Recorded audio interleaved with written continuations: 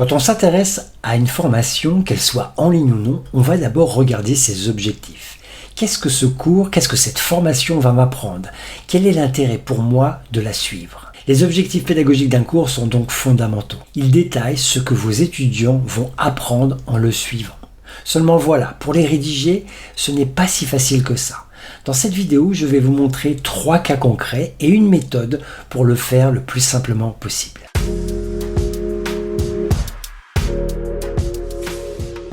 Je m'appelle Dominique et sur cette chaîne, vous trouverez tout ce qu'il vous faut pour créer et développer votre cours en ligne.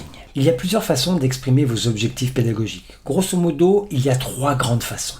La première, c'est celle qu'utilisent les centres de formation dits traditionnels. Elle est toujours construite de la même façon. Des bullet points avec des phrases et chacune de ces phrases commence toujours par un verbe à l'infinitif. L'avantage, c'est que c'est descriptif. On voit grosso modo à quoi ce cours ou cette formation va vous servir. L'inconvénient, c'est que ça manque un peu de vie, de passion. Et on se demande si vraiment toutes les problématiques qui nous embêtent vont être abordées de façon complète dans ce cours. La seconde, c'est celle qu'on va retrouver sur les plateformes de cours en ligne. Généralement, il y a 2 façons de faire. Une façon qui est imposée par la plateforme parce qu'il y a des champs qu'il faut remplir quand on est créateur de cours en ligne. Et la deuxième, c'est une façon un petit peu plus libre qui va mixer à la fois des objectifs traditionnels mais également du texte.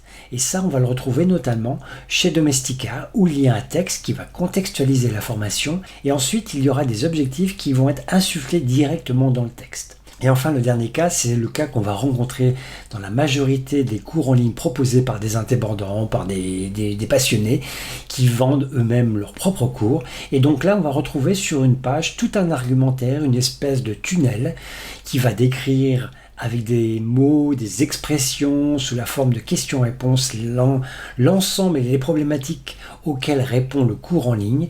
Et après, effectivement, il y aura peut-être une partie où seront décrits les objectifs plus concrets de ce cours, qui souvent seront transformés sous la forme de résultats.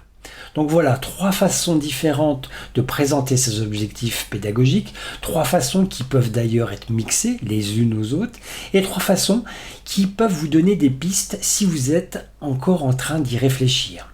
Alors si vous êtes nouveau dans les cours en ligne et si vous peinez un petit peu à exprimer simplement vos objectifs pédagogiques, je vous recommande peut-être de vous baser sur la façon dont font les centres de formation. Vous savez, cette façon très standardisée, avec des bullet points et des verbes à l'infinitif. Alors sachez que cette façon de faire est en fait normalisée et elle répond à ce qu'on appelle la règle des 3 C. Je vous l'expliquerai dans une prochaine vidéo. Mais grosso modo, au moins comme ça, vous avez une vue d'ensemble des objectifs pédagogiques pour l'intégralité de votre cours.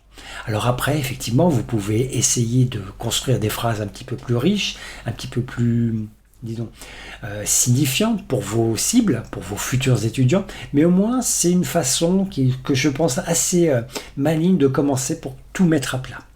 Ensuite, effectivement, pour vous aider, et notamment dans le choix des verbes, il y a ce qu'on appelle la taxonomie de Bloom.